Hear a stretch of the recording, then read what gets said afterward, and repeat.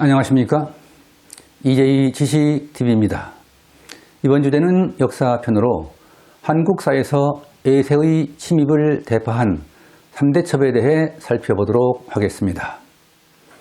한국사의 3대 첩은 고구려시대 을지문덕의 살수대첩, 고려시대 강감찬의 기주대첩, 조선시대 이순신의 한산도 대첩을 들 수 있습니다. 이번 세 번째 순서에서는 조선의 이순신 장군이 왜군을 괴멸시킨 한산도 대첩에 대하여 살펴보겠습니다. 임진왜란이 일어나기 직전 조선의 조정에서는 동인과 서인으로 나뉘어 일본의 침략에 전혀 대비를 하지 않았습니다. 서인의 율곡 이인은 일본의 침략에 대비해 10만 양병설을 주장했지만 동인에 의해 무산되었습니다. 여기서 10만 양병설은 조선 선조 16년 1583년에 이이가 임금에게 바친 시무 6조 가운데 하나로 10만 명의 군사를 양성해야 한다는 개혁안입니다.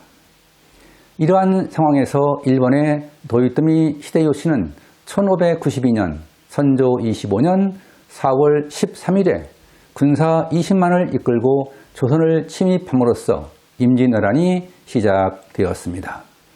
조선은 일본의 침입에 전혀 대비를 하지 않았기 때문에 왜군은 부산과 동래성, 충주를 거쳐 20여일 만에 서울까지 진격하였습니다. 부산과 동래성에서는 첨사 정발과 부사 송상현이 항전했으나 왜군에게 성이 함락되었습니다.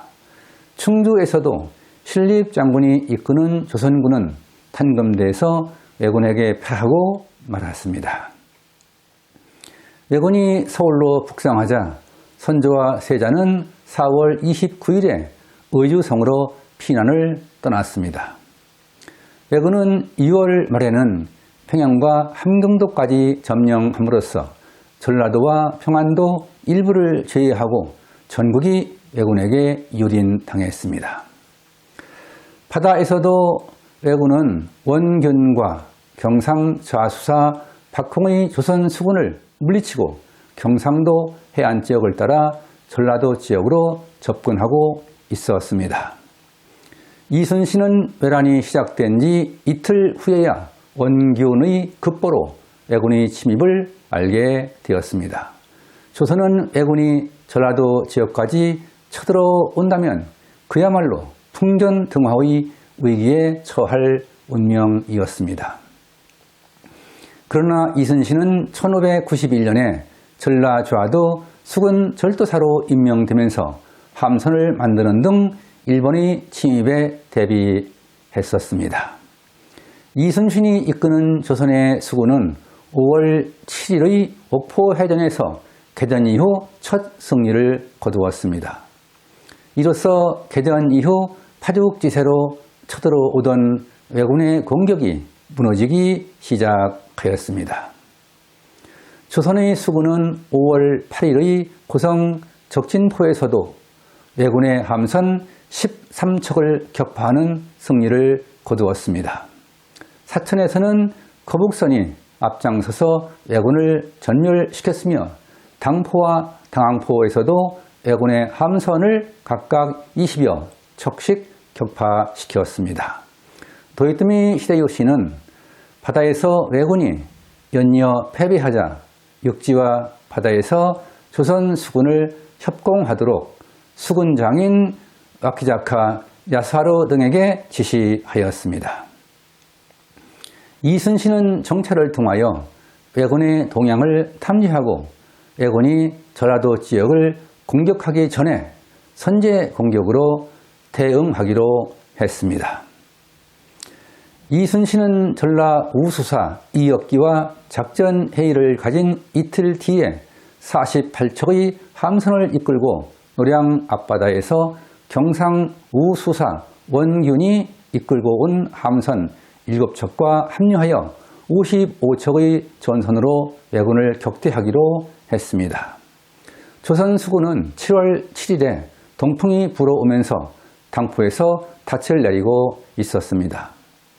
이때 섬에 사는 김천손이라는 사람이 외선 70여 척이 견내량 지금의 거제시 사등면 덕호리에 정박해 있다는 사실을 알려왔습니다.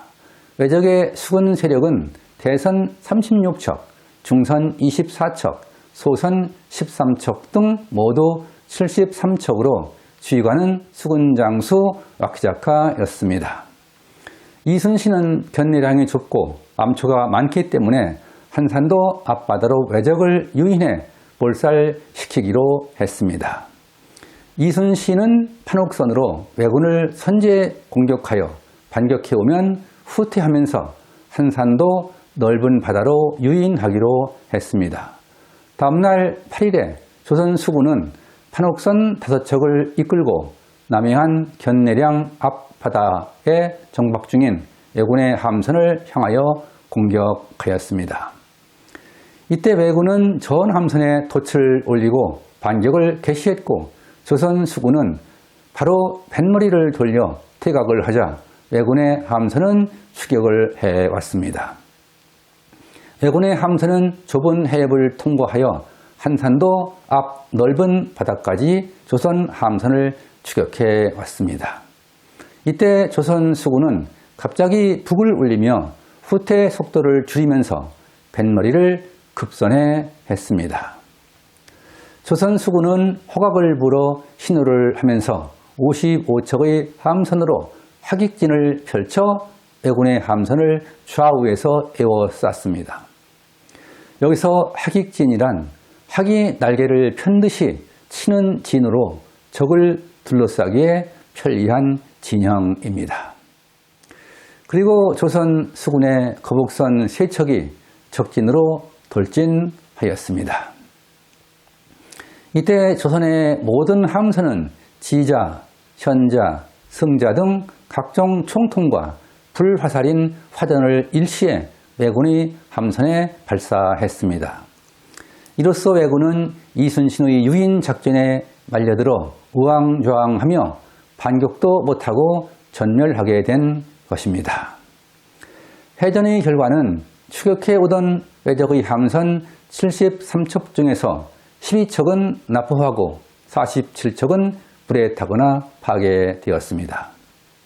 왜적의 수군 장수 와키자카는 패잔선 12척을 이끌고 간신히 김해 쪽으로 도주하였습니다. 이 전투가 1592년 7월 8일의 한산도 대첩이며 이순신의 전략으로 왜군은 수백 명이 몰사했고 400여 명만 한산섬으로 도주했다가 간신히 탈출하게 된 것입니다. 견내량은 거제와 통영 사이의 좁은 해협으로 조선 수군이 왜군을 공격하기가 어려운 곳이었습니다. 그러나 이순신은 지형적 특성을 이용하여 기묘한 전략으로 왜군을 전멸시킬 수 있었습니다. 이순신의 한산도 대첩은 조선을 풍전등화의 위기에서 구했으며 왜적의 조선 침략을 무산시킨 대승이었습니다. 조선은 이순신의 한산도 대첩으로 전라도와 충청도, 황해도와 평안도, 연안 일대를 지킬 수 있었습니다. 조선 수군은 한산도에서 왜군을 격파하고 왜군의 집결지인 경상도 안골포로 진격하여 왜군을 몰아냈습니다. 이순신이 이끄는 조선 수군은 9월 1일에 외선 400여 척이 정박해 있던 부산포를 공격하여 승리를 거두면서 제해권을 완전히 장악하게 되었습니다. 미국의 호머 베잘렐 헐버트는 그의 저서 한국사에서 이순신의 한산도 대첩은 도이토미의 조선 침략에 사형 선고를 내린 사건이라고 평가했습니다. 한산도 대첩은 행주 대첩, 진주 대첩과 함께 임진왜란의 3대첩이라고 합니다. 또한 한산도 대첩은 살소대첩, 기조대첩과 함께 한국사의 3대첩이기도 합니다. 지금까지 역사편으로 이순신 장군이 이끄는 조선 수군이 한산도에서 왜적을 대파한 한산도 대첩에 대한 과정을 살펴보았습니다.